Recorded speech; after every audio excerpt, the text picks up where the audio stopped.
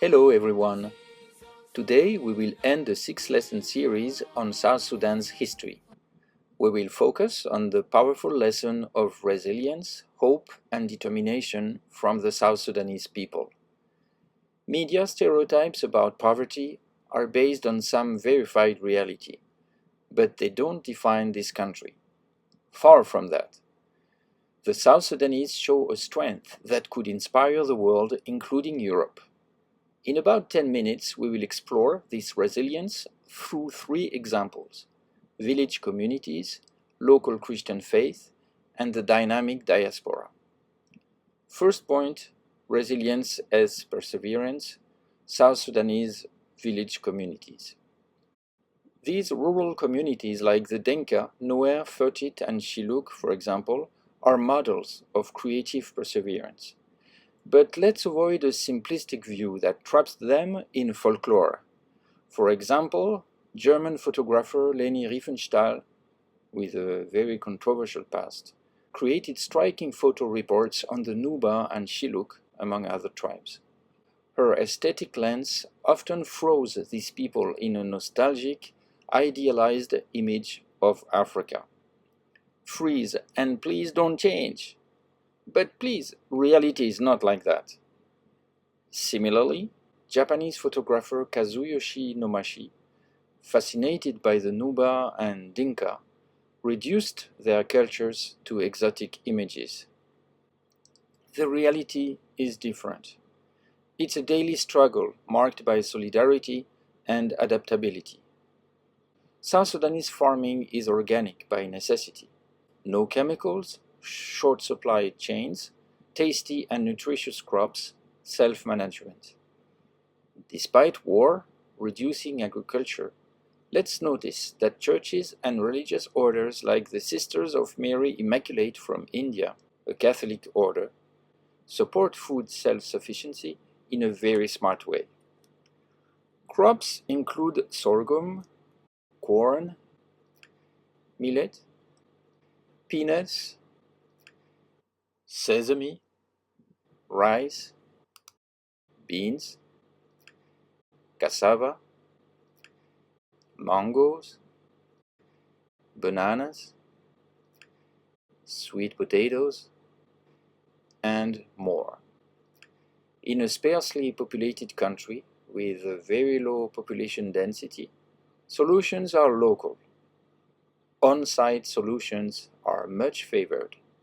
Seeds are shared, and mutual help is strong. Social skills are great. During crises like floods or wars, communities develop countless micro-strategies to adapt, to survive, and rebuild. Women, in particular, the backbone of these communities, drive economic activity, manage households, and pass down unshakable dignity, even after decades of civil war. Now let's have a look at hope through the Episcopal Church of South Sudan, taken as an example, in the Diocese of Wau, Bahr Ghazal. Founded in the early 1990s, this diocese, with about 300 parishes, is more than a religious space. Led by Archbishop Moses Dengbol, it promotes unity beyond tribal divisions through the so-called Abuna tribe idea, the tribe led by the Archbishop, the tribe that is above all tribes, the one tribe that matters. This unifying role reduced violence by 80% in Tonj County, for example. The ECSS Wau Diocese actively builds community and national bonds. It is a vehicle for exchange, dialogue, training, and intercommunal reconciliation. The Church is widely respected despite many challenges. When bishops and pastors gather along with the Archbishop, this is no small event for the community. Nearly every village now has a place of worship, often built by the people, like St. James Rumatiei in Wanijog Diocese in 2024. Look at this picture. Education is another battle led by churches like ECSS. With a literacy rate of only 34%, Church-run schools like St. John's College in Wau train lay people and Christian leaders to transform communities. Let's remember that all these activities are led by South Sudanese for the South Sudanese. We are not speaking about NGOs run by foreign hands, people who come and leave. Here, these are South Sudanese people on the ground, working for their own people in a long-term vision. These schools are safe havens, teaching reading, practical and theoretical skills, hope and reconciliation. Finally, let's talk about the South Sudanese diaspora, a true force of excellence. This diaspora maintains strong and faithful ties to South Sudan, no matter what. Leaving is very rarely permanent. Returns, back and forth trips, and exchanges create positive momentum, making South Sudan shine. Take basketball. Since pioneer Manute Bol, many South Sudanese shine. Led by former NBA star Luol Deng, the Bright Stars South Sudanese national basketball team qualified for the 2024 Paris Olympics in France. With players often from the diaspora in the US or Australia, for example, they beat strong teams like the UK in friendlies, and they even challenged the US. This is not just sport, it's national pride inspiring Juba's youth and beyond. And what about fashion? South Sudan seems to be the best soil to bring to life supermodels. Wow! Alek Wek, Adu Takesh, Nihor Gatwesh, Mary Malek, and many others, often born in refugee camps, dominate runways from Chanel to Vogue.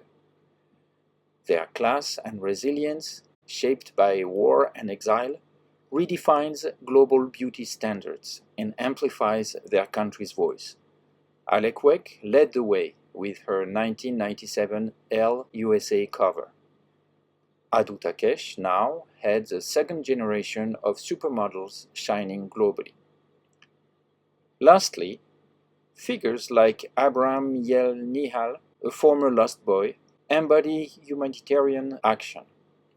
After years of exile, Bishop Abraham returned as South Sudan's youngest ECSS bishop in AUAN, South Sudan. Not a small achievement. In his position, he built 12 schools, wells, orphanages, and works for peace. His powerful book tells the story of a people turning pain into action. Conclusion.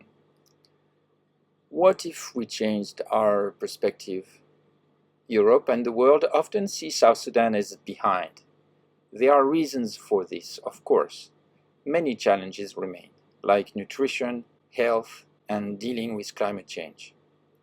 For most people, life is still hard in South Sudan.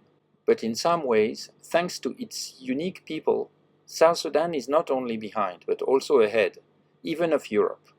Its ability to overcome tough crises, its drive for a better future, its courage and creativity, its adaptability, offer a very powerful example.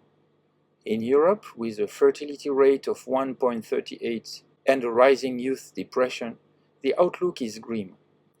Meanwhile, South Sudan gives true meaning to the often overused word resilience. With 5.2 children per woman and a creative, determined youth, this nation, used to surviving very harsh conditions, invites us to learn from its everyday heroes, transforming tiny candles into bright stars. South Sudan, oh yeah! For further reading, among many good books, why not checking out Alek Wek's memoir, which reminds us nothing is impossible. Happy reading, watching, and discovering South Sudan.